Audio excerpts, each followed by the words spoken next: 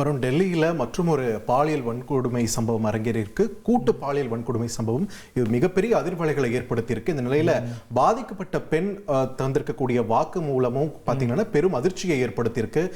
என்ன சொல்லியிருக்காங்கன்னா, வீட்டில் 3 பெண் குழந்தைங்க இருக்காங்க, எனக்கு தயவு செஞ்சு என்னை விட்டுடுங்கன்னு ரொம்ப கெஞ்சினேன், அப்ப கூட என்னை விடாம என்கிட்ட அத்துமீறிட்டாங்க அப்படின்னு அவங்க தரப்புல இருந்து சொல்லியிருக்காங்க.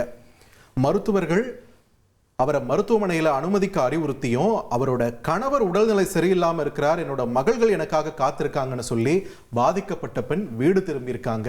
ஸோ டெல்லி அரசாங்கம் இது சம்பந்தமாக என்ன பதில் அளிக்க போகுது அப்படின்ற ஒரு கேள்வி தான் தற்பொழுது எழுந்திருக்கு. இதே மாதிரி பஞ்சாப்ல ஒரு சம்பவம் நடந்திருக்கு பார்த்திபன். பஞ்சாப் மாநிலம் ஹோஷியாபூர் அருகே ஒரு 3 வயது குழந்தை எதிர்பாராத விதமாக ஆழ்துளை கிணற்றில் விழுந்திருக்கு. தொடர்பான தகவல் கிடைச்சதும் சம்பவ இடத்திற்கு விரைந்த மீட்பு குழுவினர் குழந்தைய பத்திரமா மீட்டிருக்காங்க, மீட்கும் பணியில் ஈடுபட்டிருக்காங்க. தேசிய பேரிடர் மீட்பு படையினரும் இந்த மீட்பு பணியில் இணைந்திருந்ததால அப்பகுதியில் ரொம்ப பெரும் பரபரப்பான சூழல் ஏற்பட்டிருக்கு.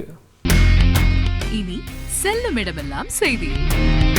தந்தி டிவியின் வாட்ஸ்அப் சேனலை ஃபாலோ பண்ணினா செல்ல இருக்கும் இடமெல்லாம் செய்தி. இதோ QR கோட் இப்பவே ஸ்கேன் பண்ணுங்க, ஃபாலோ பண்ணுங்க.